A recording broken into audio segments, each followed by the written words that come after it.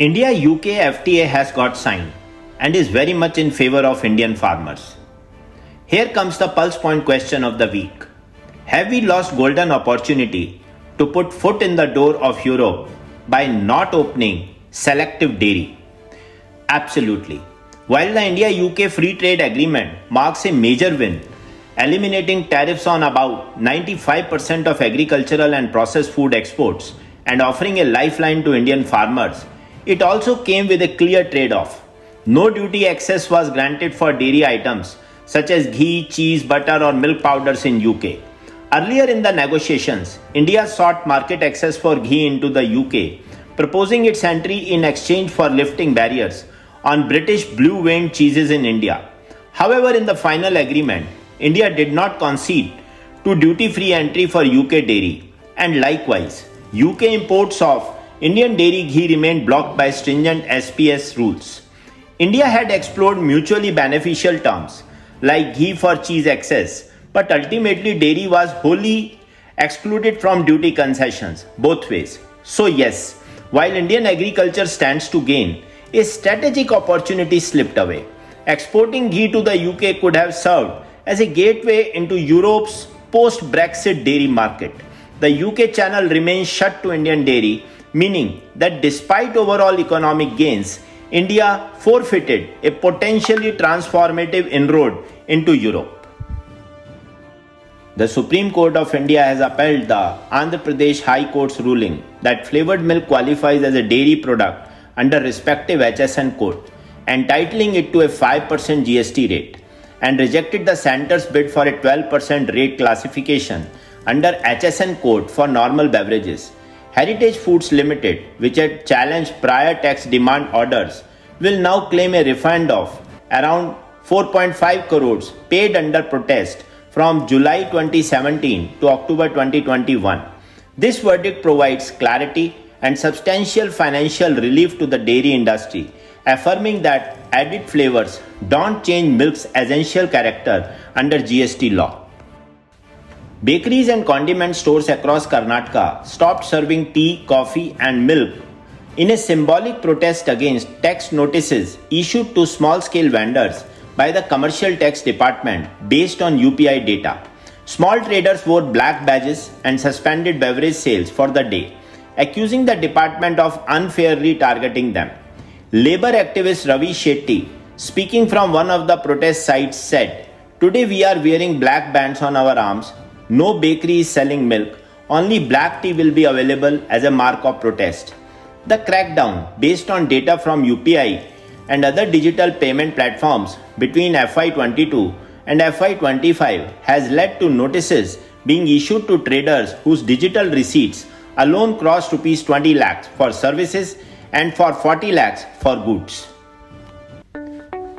DairyNews7x7.com, India's premier dairy sector news platform founded by Kuldeep Sharma, today announces a strategic global partnership with it.Is.com, Argentina's leading international dairy news portal operated by Dairy Corp, directed by Alessandro Moreno.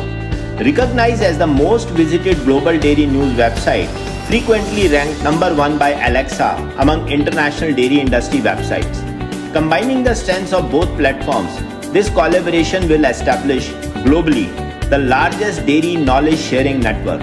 Together, DairyNews7x7.com and eDairyNews.com will host joint special editions, collaborate on global dairy reports, and engage in interactive stakeholder events like webinars and expert panels in late 2025 and beyond. India's ghee market, which reached 3,200 to 3,480 billion in 23-24, is projected to nearly double by 2033, growing at an estimated CAGR of 8 to 9% as per IMARC. This surge is driven by deep-rooted cultural preferences, rising health awareness, and growing affinity for branded and organic variants. As per a study by Business Line, the per capita annual consumption of ghee, which was 2.68 kg in 2014, has reached to 3.27 kg in 2024 and will be 4.07 kg in 2034, which is almost 25% growth. Gujarat Cooperative Milk Marketing Federation GCMMF popularly known as the Amul Federation and the world's largest farmer-owned dairy cooperative, unanimously elected Ashokbhai B Chaudhary, Chairman Mehsana Milk Union, as Chairman, and Gordhanbhai P Dhamelia, Chairman Rajkot Milk Union, as Vice Chairman of the Federation. The election meeting was held on Tuesday and witnessed full participation from all 18 member unions of GCMMF, the dairy major said in its release.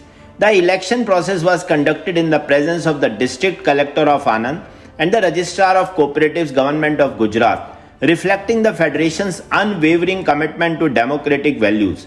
Since its inception in 1973, GCMMF has proudly maintained the tradition of unanimous elections for its leadership, the release said. Rising global temperatures are triggering a dairy drought. Extreme heat can reduce milk output by up to 10% per cow, with effects lasting up to 10 days. Cooling interventions offset only about 40% of losses.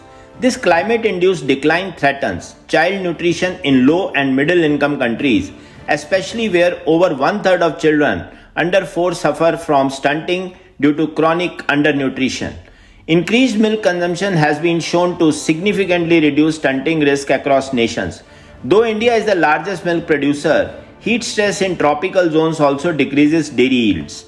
With global supply projected to fall short by tens of millions of tons by 2030, prices will rise and excess shrink, worsening stunting among vulnerable children even in countries like India.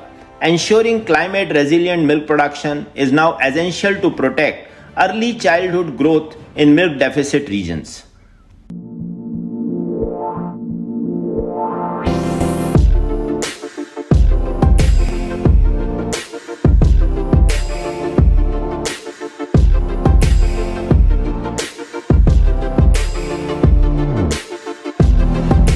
Milk is a part of people's daily ritual, and so I suppose when you have something that is sort of ritualistic, you don't necessarily think of how can I use this in a novel or unique way.